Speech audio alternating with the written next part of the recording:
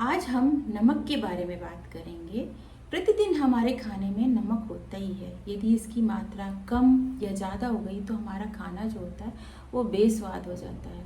खाना तो बेस्वाद होता ही है, लेकिन इसका हमारे स्वास्थ्य के ऊपर भी बुरा असर पड़ता है। तो आज इसके बारे में हम विस्तार से जानेंगे कि कितने प्रकार के नमक होते हैं, कितनी मात्रा में हमें नमक खाना चाहिए प्रतिदिन, कितनी मात्रा में हमें इसको अपने खाने में शामिल करना चाहिए और नमक में क्या क्या चीज़ पाए जाते हैं।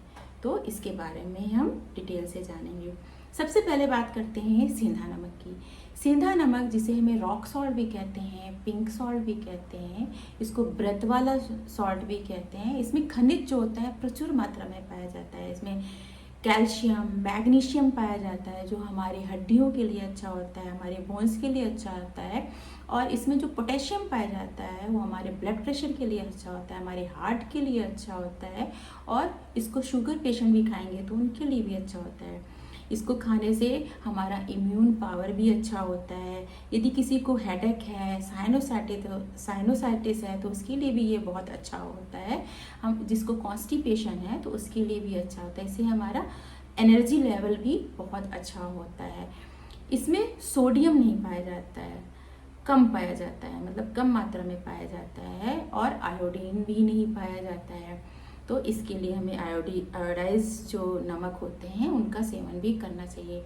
लेकिन इसको भी हमें संतुलित मात्रा में खाना चाहिए। यदि हम इसको अधिक मात्रा में खाएंगे तो इसकी वजह से, अधिक खाने की वजह से हाइपरथायरॉयडिज्म जैसी प्रॉब्लम भी हो सकती है। अब हम बात करेंगे ब्लैक सॉल्ट, काला नमक जिसे कहते हैं, सुपरचिला नमक भी कहते हैं।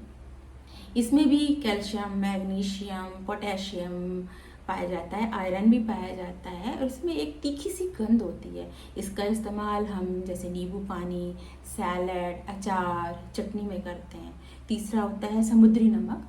समुद्री नमक में सोडियम कम मात्रा में पाया जाता है। इसमें भी पोटेशियम, सोडियम, कैल्शियम, मैग्नीशियम पाया जाता है। सबसे बड़ी बात कि इसमें ना नेचुरल आयोडीन पाया जाता है, लेकिन बहुत ही कम मात्रा में पाया जाता है। इसको हम जब नहाते हैं तो उसमें डाल करके इसका प्रयोग करते हैं। फिर होता है कि वीडियो नमक और रोमक नमक भी होता है। हम अब बात करेंगे आयोडाइज नमक की।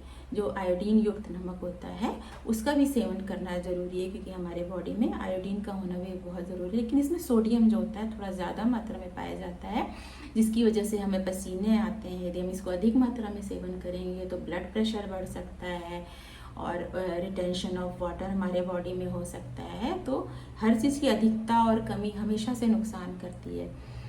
तो हमें डेली जो है कम से कम 5 से 6 ग्राम आप अपने खाने में नमक का इस्तेमाल कर सकते हो, जिसमें 2.4 ग्राम सोडियम होना चाहिए। इस बात का आपको ध्यान रखना चाहिए।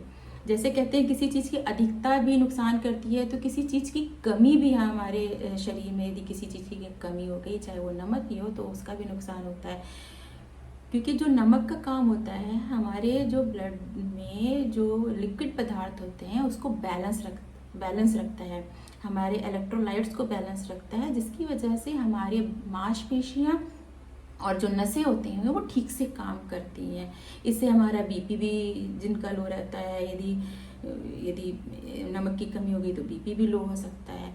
तो हमें अपने खाने में नमक को प्रचुर मात्रा में ही रखना चाहिए, बैलेंस मात्रा में ही रखना चाहिए, जिससे किसी चीज़ की कॉम्प्लिकेशन, यदि हमारा बॉडी में नमक ज़्यादा हो गया तो उसकी वजह से ब्लड प्रेशर हाई हो सकता है, वाटर रिटेंशन हो सकता है, और भी कई सारी कॉम्प्लिकेशन हो सकती है, हार्ट जैसी समस्या भी हो सकती हैं। तो अपने खाने में, अपने जो डेली रूटीन में आप चाहे आयोडाइज नमक लो, सेंधा नमक लो या काला नमक लो, आपको 5 से 6 ग्राम से आपके खाने में नहीं होना चाहिए। इस बात का आपको ज़रूर ध्यान रखना चाहिए। जय हिंद।